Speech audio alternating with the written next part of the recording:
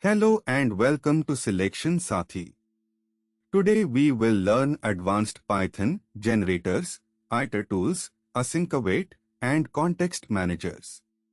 These topics frequently appear in senior-level interviews and gate. Generators use the yield keyword instead of return. When a generator function yields, it pauses and saves its state. Calling next resumes execution from where it stopped. This is memory efficient. Values are generated on demand, one at a time. Generator expressions use parentheses, x squared for x in range 10. The itertools module provides powerful iterator tools. Chain joins multiple iterables into one. Permutations gives all ordered arrangements, order matters. Combinations gives unordered selections, order doesn't matter.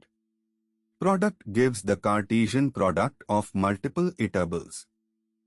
Async and await enable asynchronous programming. Async definite creates a coroutine function.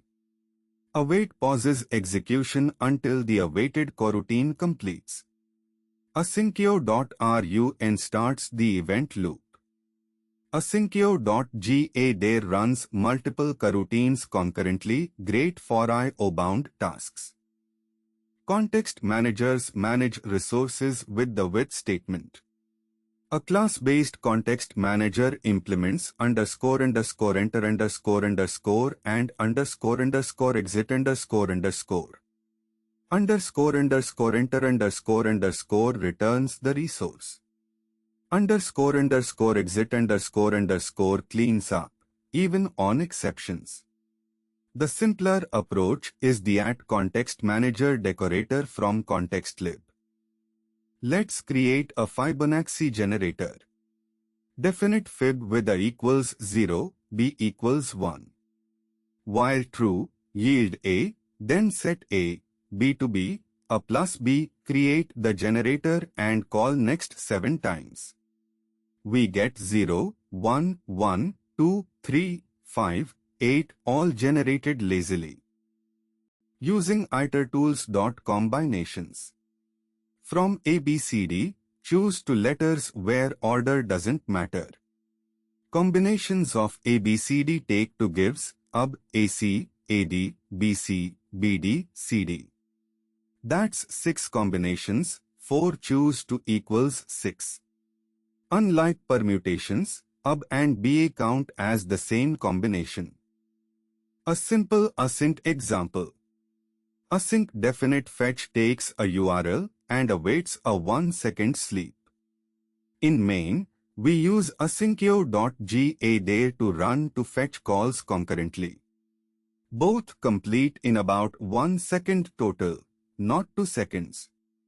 That's the power of async concurrent I/O without threads. A custom timer context manager. Using @context manager, record the start time, yield to let the block run, then print the elapsed time. Usage with timer : run some code. It automatically prints how long the code took, very handy for profiling. Advanced tips to remember. Use generators for large datasets, they save memory. Itertools returns lazy iterators, wrap with list to see results. Async await is for IO-bound work, use multiprocessing for CPU-bound. @context manager is simpler than class-based context managers for most use cases. For more concept videos like this, download the Selection Sathi app. Like and subscribe. Thank you.